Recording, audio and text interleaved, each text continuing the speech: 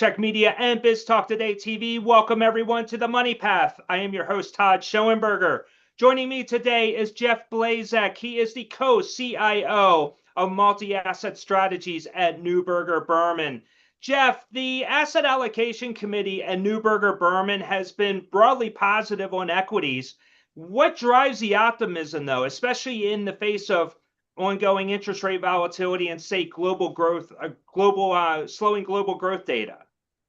Hey, Todd, it's great to be here, first of all. And yeah, we are constructive. We did upgrade equities back in April, which, as you can imagine, was a bit of a harrowing call at the time, considering we were in the teeth of Liberation Day.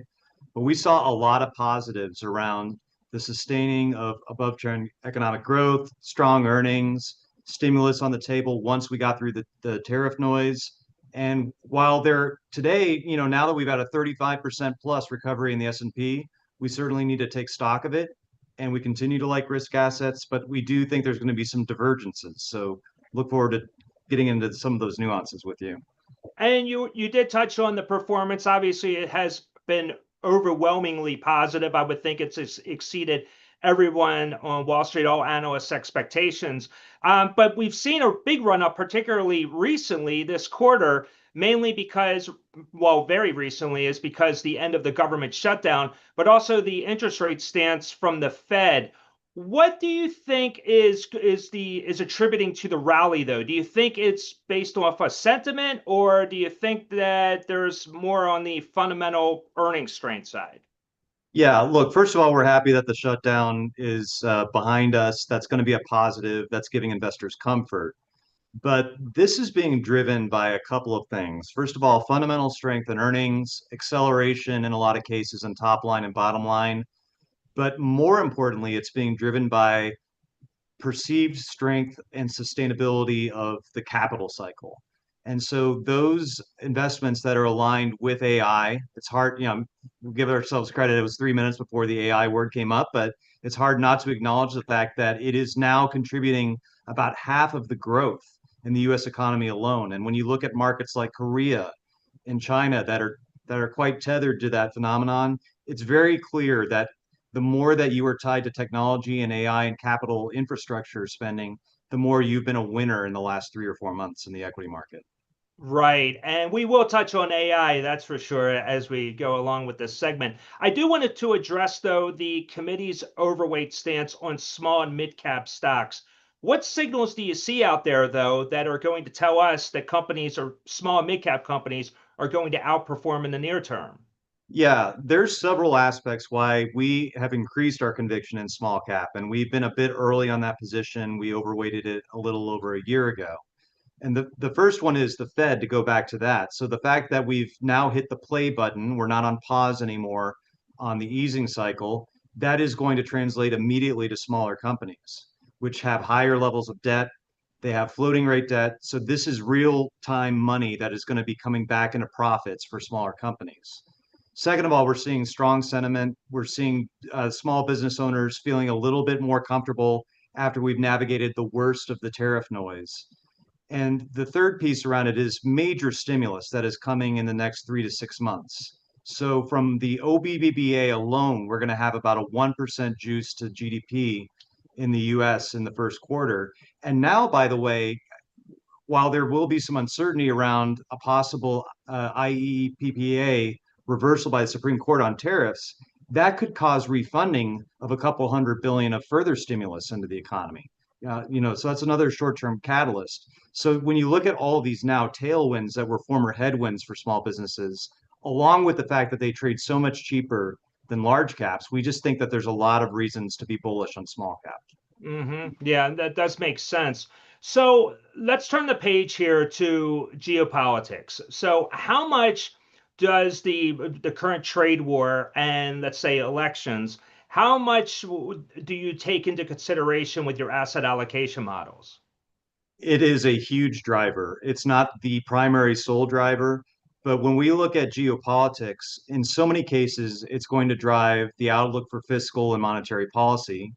The fact, for example, just to give you a small micro study of that, we were overweight Europe previously, and we recently downgraded it to at target in part because the earnings had not delivered as much as we would have hoped for, and we're in a bit of a show me mode on Europe.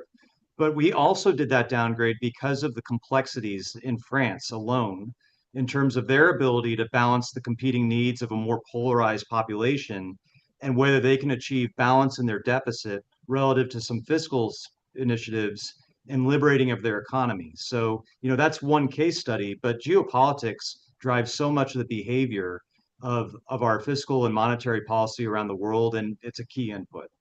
So, and speaking of on the Europe side, then you went overweight Japan, correct? That's right. So what was that reasoning? So Japan is a multi-year opportunity to us where we got quite constructive on the improvements that they were making in their governance. So we have now, after many years of poor shareholder returns for Japanese companies, despite having so many strong businesses and brands and international channels, a lot of the problem in Japan had been they were not rewarding shareholders and prioritizing margins and returns. Some of that was attributable to the holdings, like maybe these were holding companies or there was a lot of cross holdings. They've cleaned up their capital structures. They put a higher priority on share buybacks. And they now understand, in part from the regulators themselves in Japan, you need to raise the bar on your return on equity. And so when we saw all of those catalysts a few years ago, and it takes a little while for that to get embedded in corporate behavior, but now translate that along with, we do need to navigate some volatility around their currency and rates. But we look at those businesses, they're in the mid-teens price earnings area. We just do think that there's going to be multiple years of outperformance for Japan now that they've addressed a lot of these structural issues. So I want to go back to the trade war, and clearly we are seeing pressure on consumers. We're hearing news this week about the late payments on autos, and so that's going to obviously balloon up to something that could be much more problematic. With inflation, what is the stance of Neuberger Berman? Is this just a couple of months scenario, or are you expecting perhaps inflationary pressures further into 26? Yeah, our fixed income group has been studying inflation closely throughout the year just because it translates into things like Treasury inflation protected notes all the way to the outlook for the Fed. And our bottom line is that we think the disinflation trend was delayed, but it is not derailed. So before the tariffs started, and Liberation Day, to be clear, was far more punitive than we ever would have expected, and that was true for the market as a whole. Right. But we looked at a lot of the inputs into inflation, most notably shelter and services, and saw that there was going to be a pretty powerful decelerationary trend in inflation. And maybe tariffs would arrest that for a little bit, but we would get back closer to a 2.5% core inflation rate. Now, Liberation Day was a lot higher, as I said. The headline rate is about 18%, and the effective rate is probably more like 11%. So that is causing a temporary increase. We view it as one and done. It's going to roll through for 6 to 12 months. But Okay. inflation has not been as high from trade because a lot of this increase in profit and in prices is being absorbed by the manufacturers themselves. The consumer is only absorbing about half of the cost of the impact of tariffs. And so Hmm. what we believe is by the time we get to the early part of next year, we're going to have a two handle on core inflation again. That will give the Fed the backstop they generally need to be at least at a neutral rate or maybe slightly accommodative. So you think the 2% target is realistic, and that's I would think is an exclusive because I have not heard that with many of the experts that we have on these shows. So with that, then obviously the Fed meeting on December 10th, they're going to cut. But how much further in that easing cycle do you see the Fed going into 26, particularly since you're going to have a change in leadership with the FOMC? Yeah, just to clarify on the headline, so two handle would mean we could still be at 2.8 rather than the 2.0 target. But, and by Right. the way, there may be a change in the target. Perhaps it's outlived its life a bit to be at a literal 2%. Okay. But we are, so one thing I'll say is that our fixed income team is generally, again, the primary originator of our view on the neutral rate. We still put it at about 3.5 or maybe 3.25. So to us, we think the market got a little ahead of itself and too dovish about a month ago where it was pricing a terminal rate getting as low as 2.8 or 2.9%. So Hmm. we sit here today at about 3.75. We think one more cut. December seems still pretty likely to us. And then in 2026, maybe one or two cuts tops. So, a lot of the reason why we think this is while the inflation trend is coming down in a good direction, we would struggle to say that the economy is stalling. We have nominal GDP and real GDP accelerating, probably getting into the 2.5% area in early next year. That would signal to us that the Fed should not be easing rates. And if we think a neutral rate of 3.5 is fair, then we think it's probably fair for the Fed to just stop there and then reassess. But you do bring up a good point about the composition. It is probably going to be a leadership that's more friendly to the administration. And maybe that causes one or two more cuts beyond what we think the fair value is. But we'll wait and see how that plays out. So, in your opinion, then, like you said, when you're looking at possibly 2.5% on GDP, which is actually a healthy economy, and then you have the labor picture doesn't appear to be as fragile as I think some of the headliners like to say. But with that, do you believe that we should be having rate cuts at this point? Well, and I do think that the labor economy picture is still fuzzy because we're flying blind right now with the shutdown. True. We're all eagerly awaiting when we'll start to get some BLS data again on job creation or destruction. But the ADP weekly data, which is really the only real-time proxy we have, has been sluggish. And I do think that the divergence that we see is that GDP could begin to delink meaningfully from the labor economy. In fact, if you look at the last 2 quarters, GDP is resuming that 2% plus growth rate. Labor is basically stagnant. And if we sustain that over multiple quarters or even years, that is a good thing, which is its productivity. Productivity being driven likely by AI, but other initiatives as well. But the Fed's mandate is technically around labor, not around GDP. And so if they see a stalling job market or unemployment that is beginning to rise, despite the fact we could be in a 2% plus GDP world, the Fed, we think it'll have enough air cover to get down to neutral as soon as possible. It Mhm. is that is to us the Rubik's Cube of 2026. Because if you look at that, how effective will Fed rates be to help alleviate pressure on the job market? But it could risk stoking inflation or causing a red hot economy to emerge when it was already, above trend to begin with. Right. And the most anticipated jobs report of the year will be released Friday, December 5th. I'm sure everybody's going to be focused on that, particularly since we haven't had one in several months. Yeah. I know we're running out of time here. I just want to get your thoughts on as we close out the year. Are there any areas in the market that investors should maybe take a closer look at that may have been overlooked this year, other than tech?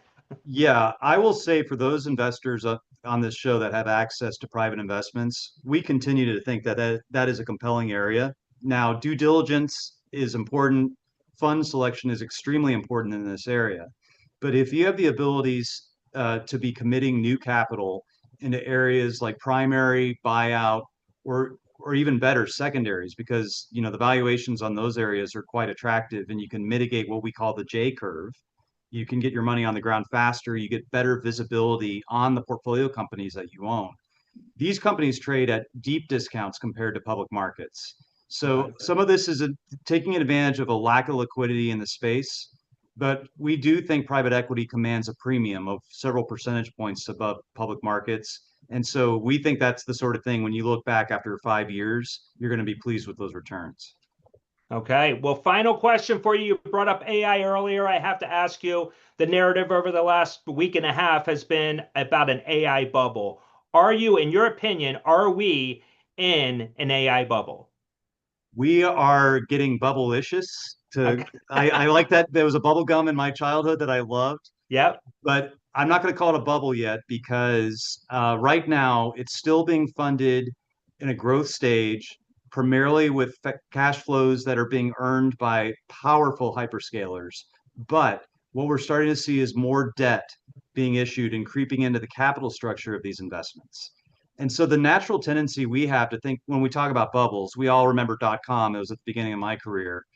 And if I use an analog of where we are relative to that cycle, and there's differences, I don't want to overstate this analogy, but it feels to us like it's more like 1997 because we still have profits growing, margins are healthy, debt is not being used extensively.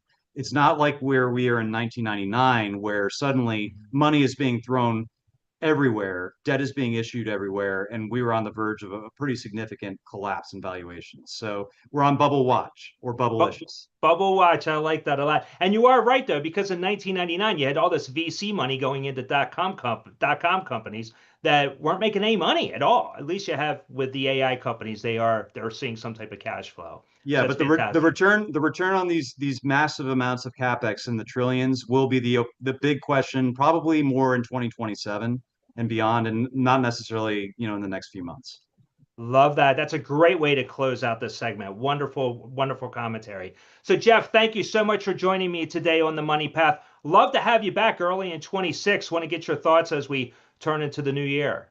Eager to be back, Todd. Really enjoyed it. Thanks so much. Absolutely. So, on behalf of Jeff Blazek, I am Todd Schoenberger. Thank you once again for joining us on the Money Path. Coming up tomorrow at 1 o'clock, I am having a one-on-one exclusive with Jeff Klaus. He is the Chief Revenue Officer at Boosted AI. Definitely want to have to hear what he has to say about the AI sector. So, until then, take care. All right. That was great, Jeff.